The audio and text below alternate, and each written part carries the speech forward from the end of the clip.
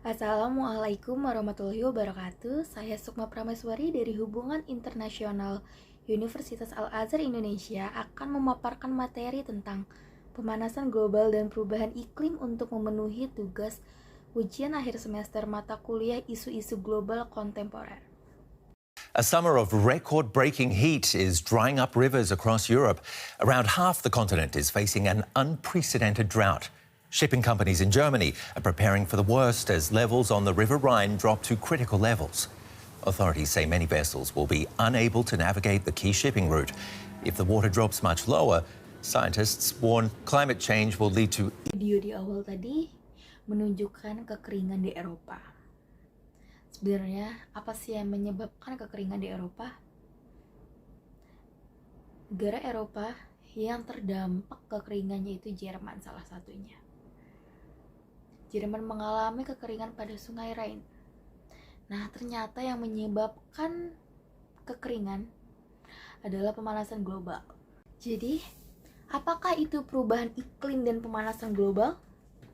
Perubahan iklim atau tepatnya perubahan variabel iklim ialah perubahan suhu, tekanan udara, angin, curah hujan, dan kelembapan sebagai akibat dari pemanasan global.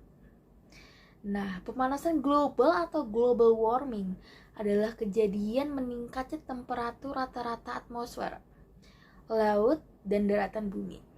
Pada saat ini, bumi menghadapi pemanasan yang cepat. Nah, menurut para ahli meteorologi, selama ratusan tahun terakhir, rata-rata temperatur ini telah meningkat dari 15 derajat Celcius menjadi 15,6 derajat Celcius. Hasil pengukurannya lebih akurat oleh stasiun meteorologi dan juga data pengukuran satelit sejak tahun 1957 menunjukkan bahwa 10 tahun terhangat terjadi setelah tahun 1980. Lalu 3 tahun terpanas terjadi setelah tahun 1990.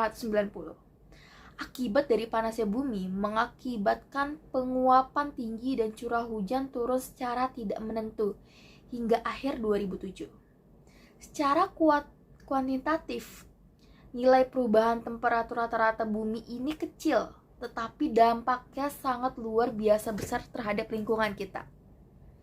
Nah, dampak pemanasan global sendiri itu mengakibatkan kenaikan permukaan air laut, perubahan iklim, dan kerusakan pada organisme dan ekosistem, dan pengaruh terhadap ketersediaan air dan pertanian. Naiknya suhu rata-rata bumi adalah salah satu bukti telah terjadi perubahan iklim. Menurut laporan IPCC atau Intergovernmental on Panel Climate Change, suhu global rata-rata akan meningkat dengan laju 0,3 derajat Celcius per dasawarsa. Suhu global rata-rata tahun 1890 adalah 14,5 derajat Celcius. Dan pada tahun 1980 naik menjadi 15,2 derajat Celcius.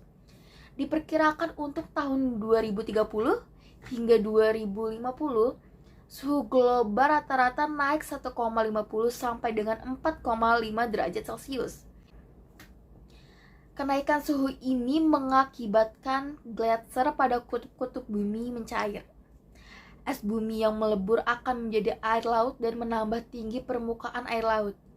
Jika terjadi kenaikan konsentrasi karbon dioksida 2-4 kali lipat dari kondisi sekarang, dalam rentang 100 tahun akan menaikkan muka air laut sekitar 0,25 meter.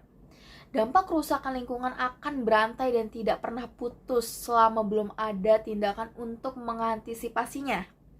Kenaikan permukaan air laut akan berdampak langsung pada garis pantai, lalu akan menenggelamkan beberapa daerah dataran rendah dan pulau. Lalu ada banjir pada pulau-pulau kecil atau kawasan kota yang rata dengan pantai. Lalu rusaknya hutan mangrove. Penenggelaman akan menimbulkan berbagai masalah bagi lingkungan global dan masyarakat sekitarnya. Kekurangan lahan pemukiman dan kekurangan lahan untuk sumber pangan. Problem yang ada sekarang adalah tingginya gas-gas rumah kaca sebagai akibat dari kegiatan manusia yang dapat mempengaruhi iklim bumi sehingga menyebabkan pemanasan bumi secara global. Oleh karena itu, perubahan iklim global mempengaruhi keadaan alam secara keseluruhan, komunitas biologi, fungsi ekosistem, dan iklim harus selalu kita jaga. Sudah saatnya bumi diselamatkan agar bisa dihuni lebih lama dan nyaman. Banyak cara dapat dilakukan untuk berpartisipasi dalam menyelamatkan bumi ini. Di antaranya tidak menggunakan kulkas atau AC yang bahan freonnya terbuat dari jenis CFC. Lalu kita juga bisa menghemat energi, tidak membuang sampah sembarangan yang dapat menghasilkan gas metana dan mengolah sampah menjadi kompos.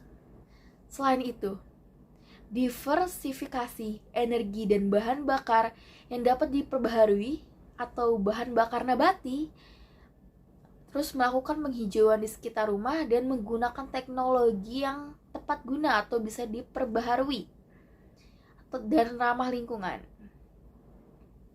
Jadi, selamatkan bumi sekarang mulai dari diri kita sendiri. Sekian, terima kasih. Wassalamualaikum warahmatullahi wabarakatuh.